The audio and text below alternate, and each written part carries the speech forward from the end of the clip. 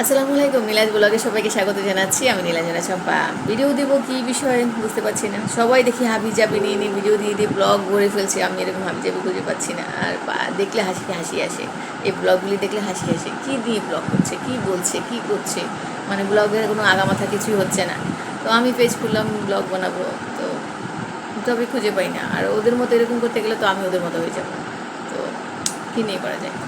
তো একটা বিষয় নিয়ে কথা বলছি এখন, যে সেটা হচ্ছে যে মা হওয়া নিয়ে। যাদের বাচ্চা নেই তারা খুব দুশ্চিন্তায় আছে, খুব কষ্টে আছে যে আমি মা হতে পারছি না। তাদেরকে বলছি, ভাই আমাদের বাচ্চা আছে, আমাদের দেখেন, কিছু শেখেন। আমরা কতটা কষ্টে আছি, যাদের বাচ্চা আছে তারা কতটা যন্ত্রণা সহ্য করছি। গতকাল একজন আসলো কাজ শিখতে, সে ডিপ্রেশনে ভুগছে।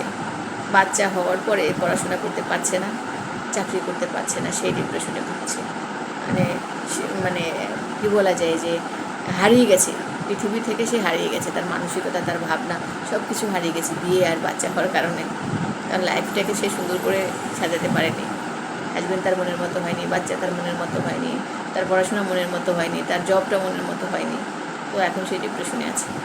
তো এরকম ডিপ্রেশনে যারা যেতে চান তারা বিয়ে করেন, তাহলে বুঝবেন লাইফটা আসলে কী।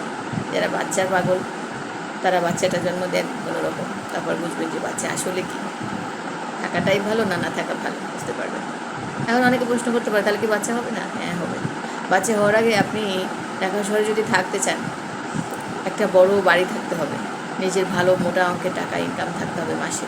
আছে, বাচ্চাটাকে খাওয়াবেন। এখন বলতে পারেন অনেকের তো টাকা আছে, তাদের বাচ্চা হয় না। সেগুলি কোটিতে মিলিয়ন মিলিয়নে একজন হয় না, যাদের অনেক টাকা আছে। বেশিরভাগই অভাবী, কিন্তু তাদের স্বভাব খারাপ, তাদের বাচ্চা নেই। বাচ্চা দেয়, বাচ্চাকে খাওয়াবে কি সেই চিন্তা নেই। দেখেন যাদের বাচ্চা আছে তারা কজন খাওয়াতে পারছে, কজন ভালোভাবে পালতে পারছে। মুরগির ঘরের মতো একটা ছোট্ট ঘরের মধ্যে বাসা ভাড়া নিয়ে সারাদিন কামড়াকামড়ি চিল্লে উড়াউড়ি পারাপারি, খাওয়াতে পারছে না, বাচ্চাকে সব কিছু দিতে পারছে না।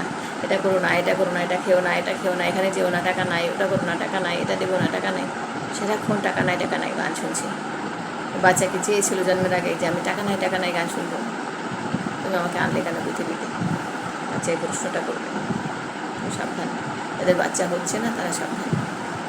বাচ্চার জন্য কাঁদবেন না, নিজের ফিউচারের জন্য কাঁদেন। বাচ্চা জন্মের পর বুকে লাথি মারতে 1 মিনিট সময় নেবে না। যাদের বাচ্চা আছে তারা 1 সপ্তাহ শুয়ে থাকেন বিছানায়, অসুস্থের ভান ধরে, যেমন অসুস্থ বাবা আমাকে সেবা করো, মা আমাকে সেবা করো, আমাকে বিছানা থেকে তুলো, বাথরুমে নাও, আমাকে গোসল করো, আমাকে খাওয়া দাওয়া সব করো। তাহলে টের পাবেন যে বাচ্চা আসলে কেন বানালেন।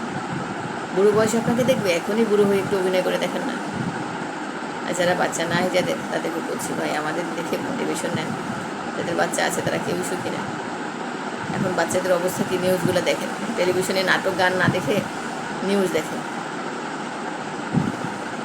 কেউ আছাড় দিয়ে মেরে ফেলছে বাচ্চা, কেউ থাপ্পড় দিয়ে মেরে ফেলছে, কেউ জবাই করে মেরে ফেলছে, কেউ ধর্ষণ করে মেরে ফেলছে, কেউ প্রতিদিন মারছে, কেউ বিক্রি করছে।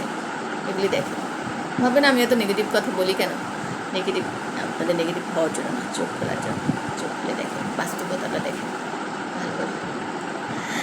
তো আজকের ভিডিও এখানেই, ইনশাল্লাহ ভালো কিছু মনে পড়লে কথা বলবো। আজকে মা হওয়া নিয়ে, মা হওয়া সুখের নয়। যদি টাকা না থাকে, অনেক টাকা থাকবে, বাচ্চা যা চাইবে দিবে, ভালো। আর না থাকলে সারাক্ষণ বাচ্চার কথা শুনতে হবে, তোমার নাই কেন, আমাকে বানালে কেন।